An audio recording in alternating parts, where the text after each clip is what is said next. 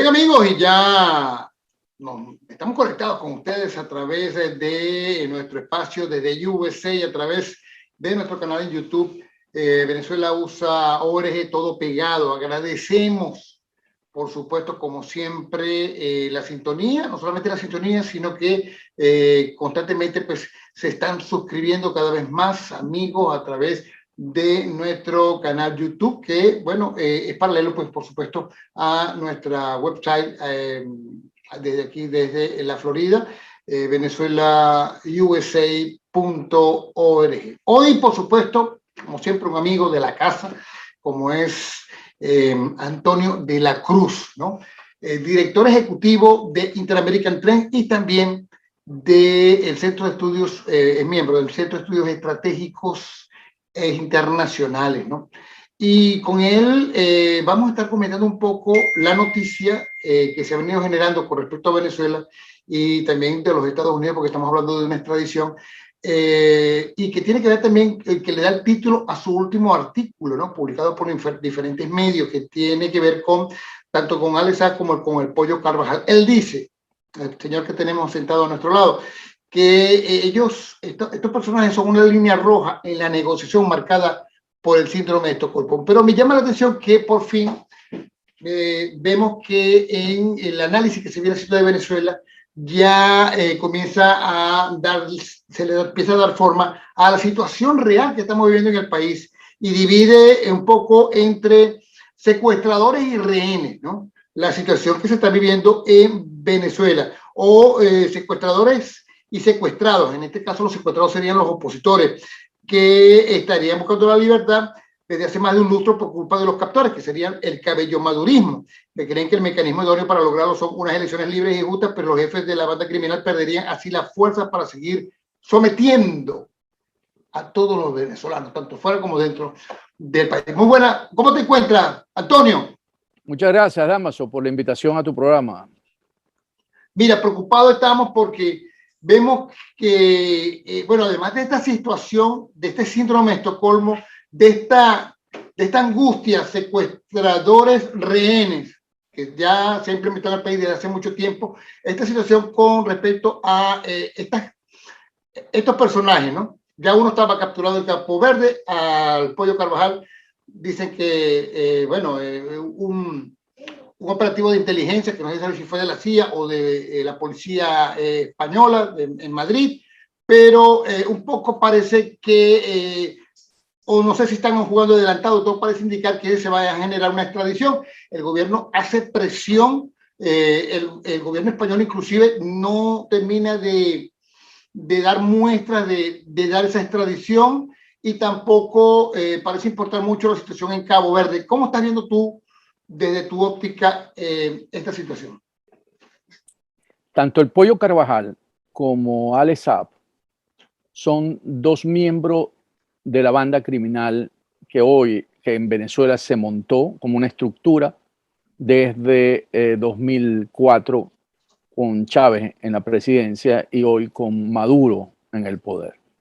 Fue una manera de cómo ir avanzando en ese proyecto político a través con Cuba en la América Latina y después a nivel global.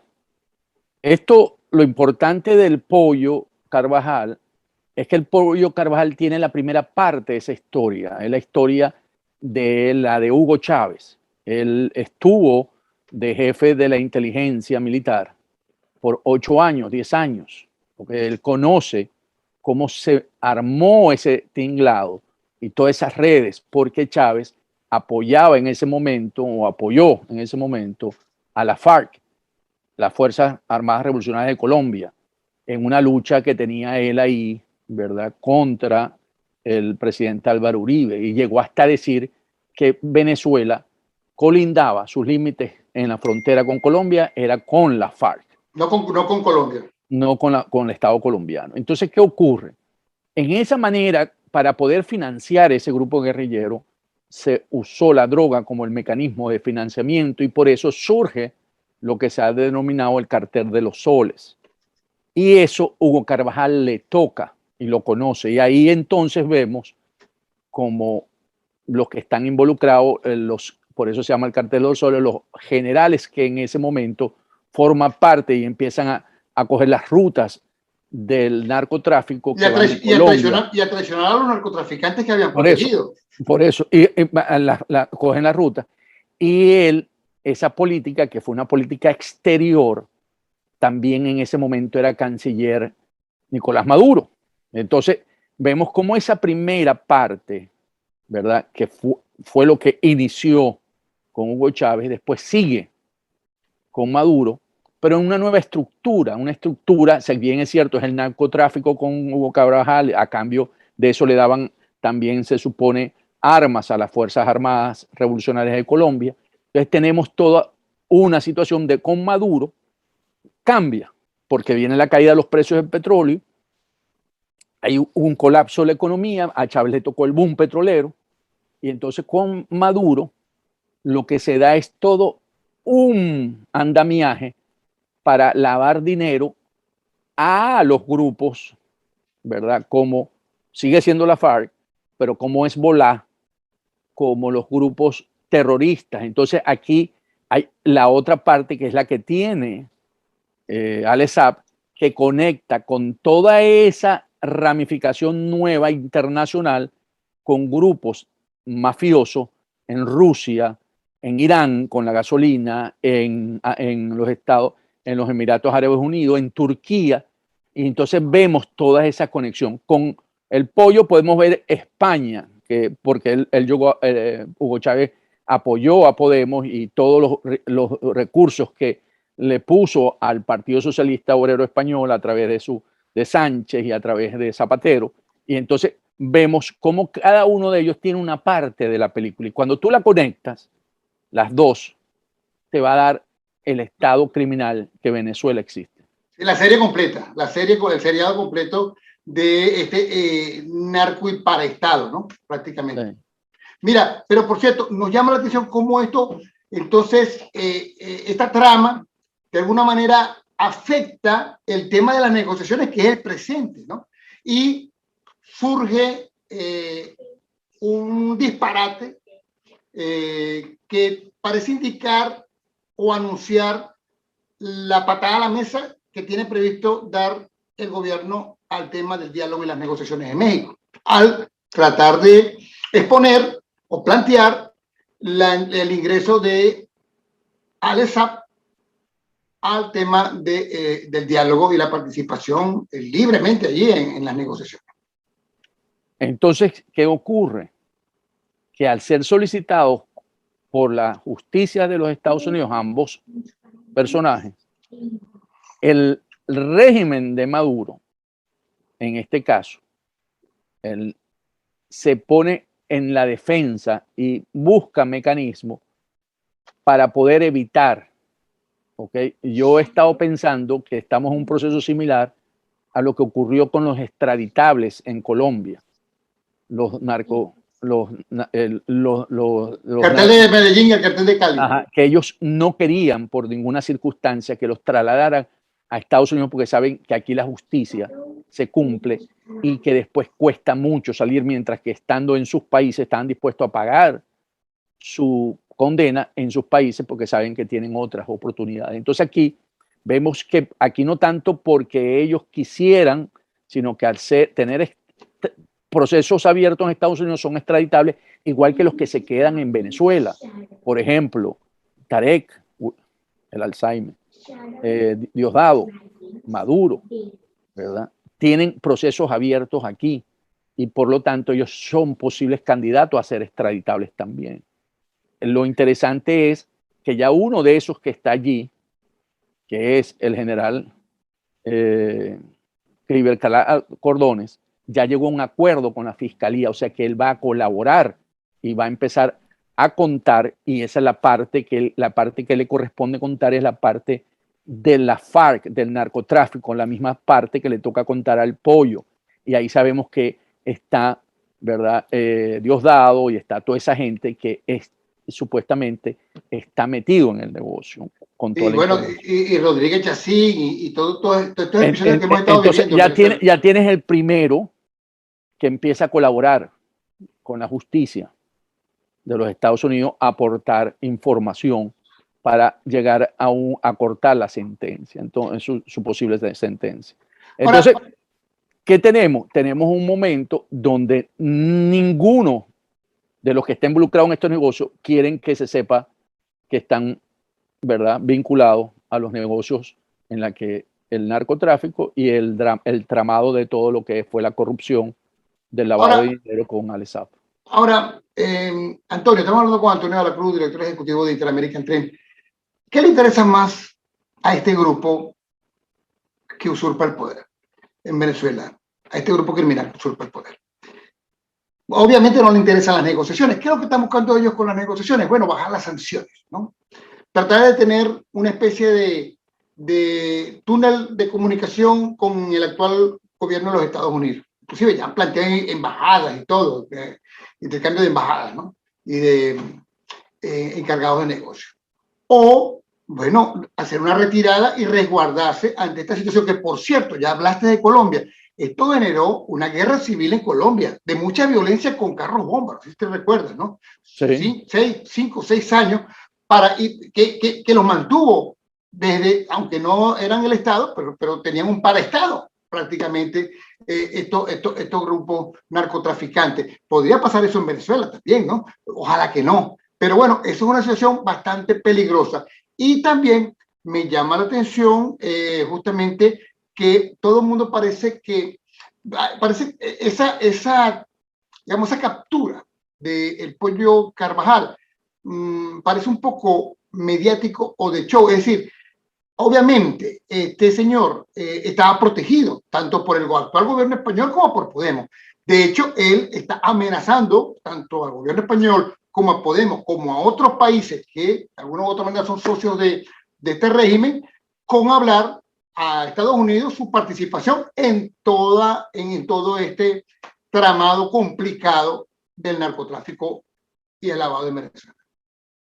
Sí, el pollo Carvajal en este momento está buscando quedarse en España, ¿okay? Porque él sabe que venir al sistema de justicia de los Estados Unidos es muy difícil poder sobrevivirlo. De hecho, vimos como el Chapo Guzmán y todos ellos han sido condenados, y después que entran en una cárcel de esa de máxima presión, de máxima seguridad, nadie los vuelve a escuchar. Entonces, eso precisamente es lo que evitan, por eso evitan venir a Estados Unidos y prefieren. Entonces, yo lo que creo que la estrategia del abogado del pollo, porque ya el ministro de Relaciones Interiores dijo que al pollo se le había rechazado el asilo en septiembre de 2019. Pero entonces ahora el juez lo que dijo, lo citó para escucharlo, para escuchar sus declaraciones. Sobre la FARC y sobre todo estos grupos. Buscando, no, lo que está hablando es FARC, sí, precisamente FARC con la ETA, que es un tema, bueno, que podrían tratar, pero ya la ETA está desvinculada, ya no forma parte, no es una amenaza para el Estado español. Entonces, lo que ocurre es que lo que andan buscando es convertirlo en un testigo protegido del CNI, como se llama, el organismo de inteligencia español, para así evitar traerlo a Estados Unidos. Esa es la jugada que hace el juez Garzón para poder seguir estando en España. Porque, ¿qué ocurre? Si bien es cierto, existe la mesa de negociación en México, y lo único que parecía hasta este momento, hasta que aparecieron estos dos señores, que la única solución que tiene Venezuela es la de llegar a un acuerdo con la banda criminal, con los secuestradores y los secuestrados. Eso es básicamente lo que ha planteado la comunidad internacional de países democráticos a Venezuela. En vista de que la máxima presión no logró el resultado esperado, ahora se busca que un acuerdo, una negociación, permita salir del atolladero de la crisis política. Sin embargo, esto a lo mejor no va a ocurrir. Entonces resulta que, como es lo que se persigue por parte de los secuestrados, que serían la plataforma unitaria, ceden ante todo lo que pide el secuestrador. Entonces, y exige el secuestrador. Entre otras cosas, lo que está exigiendo de la incorporación de Alexa, ¿tú crees que cedan con respecto a eso?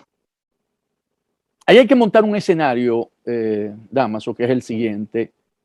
La manera como tú lo dijiste hace poco, yo creo que Maduro no quiere que la mesa ya siga avanzando, porque al final se dio cuenta que la flexibilización de las sanciones, el costo es muy alto para ellos, porque es tener unas elecciones libres y justas y competitivas. Y ellos no están dispuestos a llegar hasta allá. Entonces, al evaluar, porque eso fue lo que pasó en el 2019, cuando ellos se dan cuenta que no van a lograr, porque los representantes de ese momento del G4 en esa negociación no podían conseguirle la flexibilización de las sanciones, ellos se levantaron de esa mesa.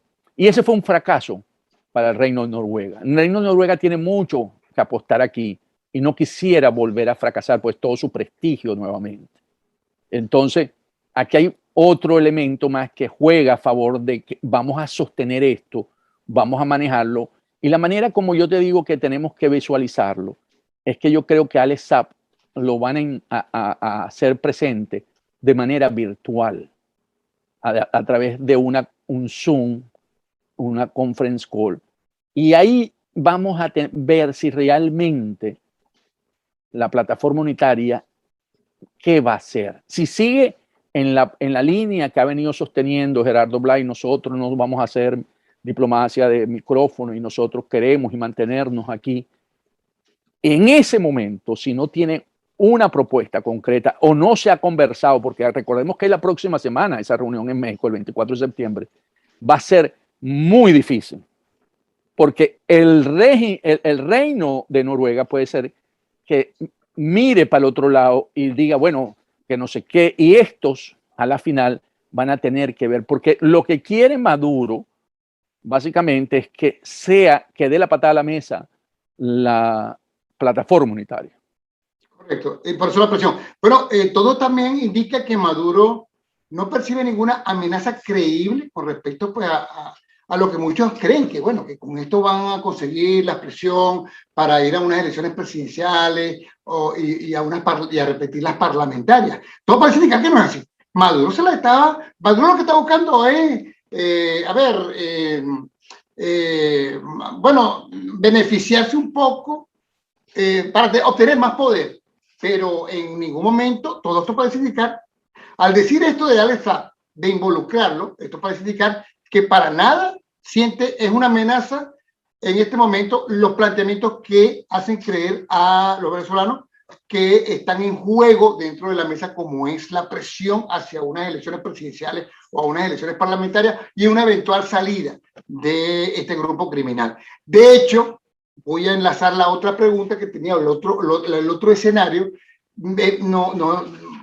Es asombroso la manera, bueno, digo asombroso, ellos son capaces de cualquier cosa a nivel del discurso, pero es asombroso cómo se voltea la tortilla de la narrativa cuando, bueno, vemos a Cabello desde su programa, que a veces ha jugado contra Maduro, en función de no, quien ha saboteado más la mesa ha sido Cabello en este momento, y sin embargo, él sale como un protector de la mesa, señalando que Guaidó y el G4, bueno, son los verdaderos, los verdaderos estrategas, en este caso, del Pollo Carvajal, y se deslastra completamente de la situación que en este momento significa la captura del Pollo Carvajal y su posible extradición.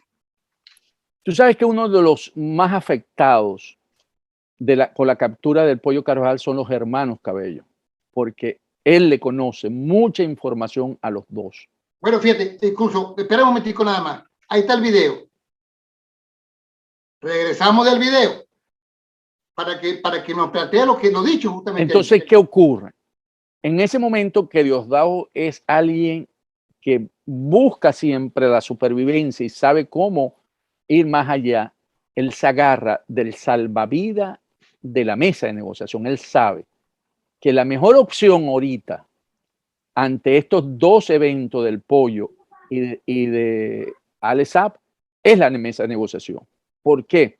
Porque en la mesa de negociación ellos pueden llegar a que a través de eso los países democráticos se traguen este sapo y lo dejen a la justicia de Estados Unidos y que sea solamente la justicia y que no afecte las negociaciones y poder llegar a unos acuerdos donde puedan continuar hasta el 2024 con las elecciones presidenciales y 2025 con la elección parlamentaria. Porque eso les da a ellos 3 años más para seguir en el poder. Porque al final ellos saben que es la manera como pueden salvar su pellejo.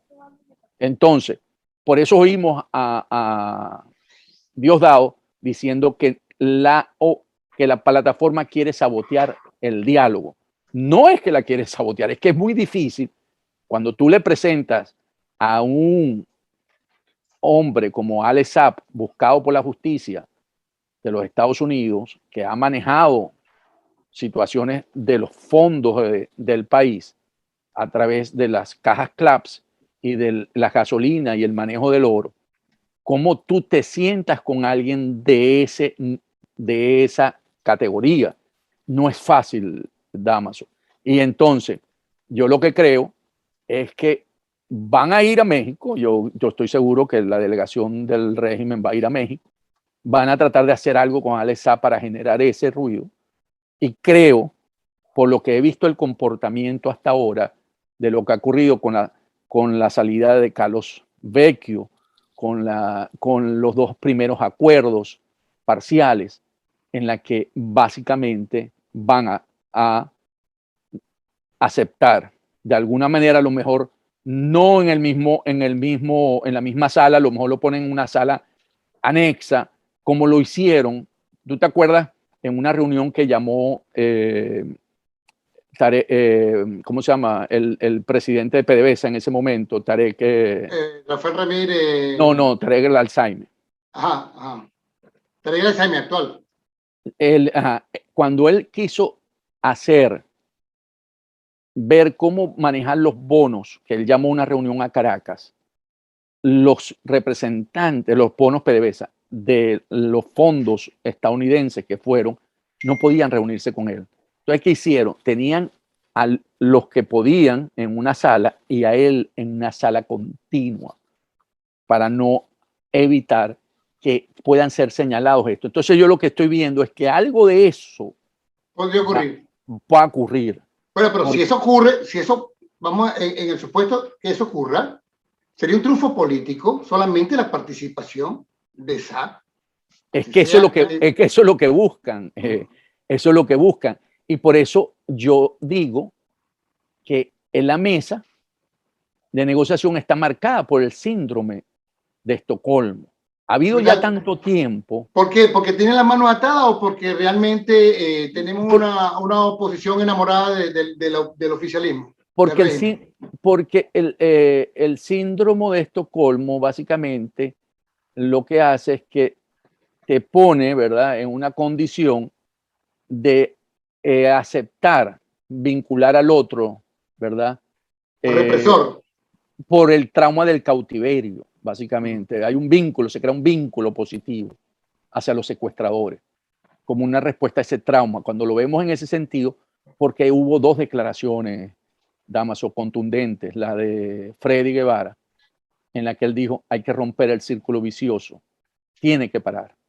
Tenemos que pasar a un proceso de convivencia. Cuando tú estás planteando un proceso de convivencia con tu secuestrador. Con los criminales. Ajá. Berta, es porque ya tú estás viendo no tienes otros elementos que te permita rebelarte contra él. Ya lo ves que puedo compartir con él. Y el otro. Y eso horas después de haber sido liberado. Liberado. Condicionalmente. Exactamente. Y el otro es el de Stalin González. No estamos planteando a Maduro una renuncia para mañana. El gran objetivo de este esfuerzo es consolidar la convivencia. Casualmente los 2 hablan de convivencia. Ya cuando yo empiezo y cuando tú oyes también ¿cómo se llama?, al líder de la mesa por la parte de la plataforma unitaria, a Gerardo Blay, en la que él dice, nosotros lo que nos interesa es seguir porque Venezuela necesita y acepta que le introduzcan el punto de Guyana, donde lo que hizo básicamente es poner la representación de Gustavo Tarre, que representa al interinato dentro de la OEA en posible salida, porque en la próxima reunión, en la próxima Asamblea General hay que validar las credenciales y allí existen ya los votos para negárselo a él, es porque hay un sentido en la que no se persigue la lucha y la confrontación, sino seguir perdiendo las posiciones conquistadas. Expectativas para lo que va a ser esta próxima reunión. A ver, hoy hubo un último artículo de Ugalde haciendo un llamado a la esperanza, ¿no? Del rector Luis Ugalde de la UCA. Falta mucho de eso en la población venezolana. Mira, este tema de los secuestradores y los rehenes, ¿qué podemos esperar de unas regionales entonces? Porque no va a haber ningún tipo de liderazgo ahí. Son gobernadores con las manos atadas. Entonces, es lo que me estás diciendo, prácticamente.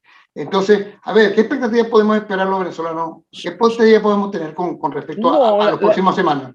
La expectativa es básicamente, yo creo que en este momento lo más sano sería dar un receso a la mesa de negociación para no levantarse y esperar que los procesos tanto de España como de Cabo Verde terminen, porque eso sí es un cambio dentro del juego, porque eso te permite a tus países amigos y a los que te acompañan mostrar la naturaleza de ese estado criminal.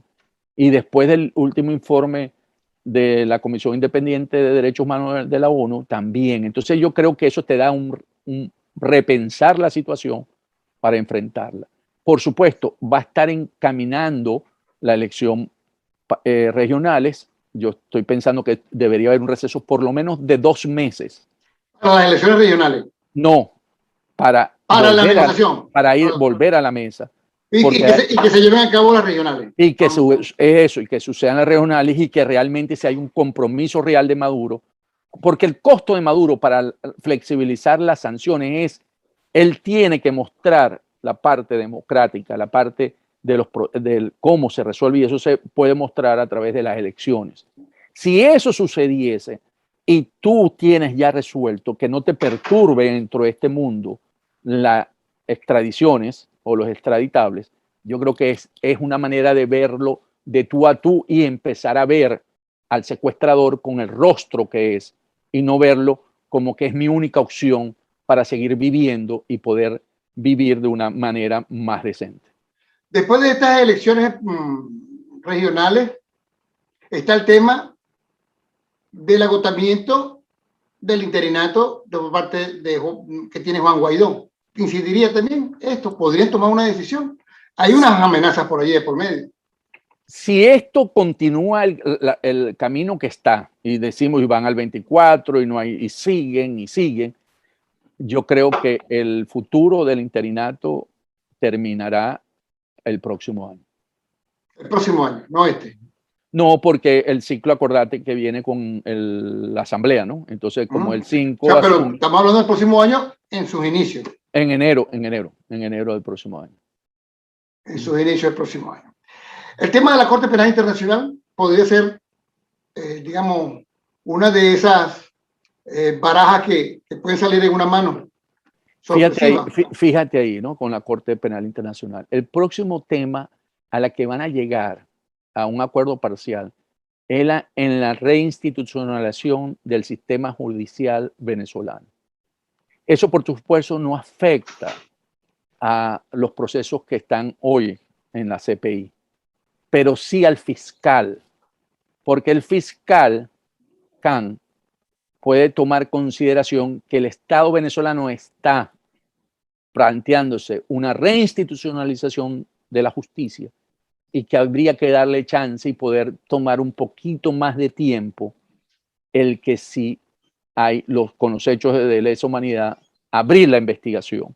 Entonces, fíjate cómo cada una de las piezas que estamos viendo, vemos cómo la OEA podemos perder la representación, vemos cómo los 5.100 millones que otorgó el Fondo Monetario Internacional por la pandemia, ¿verdad?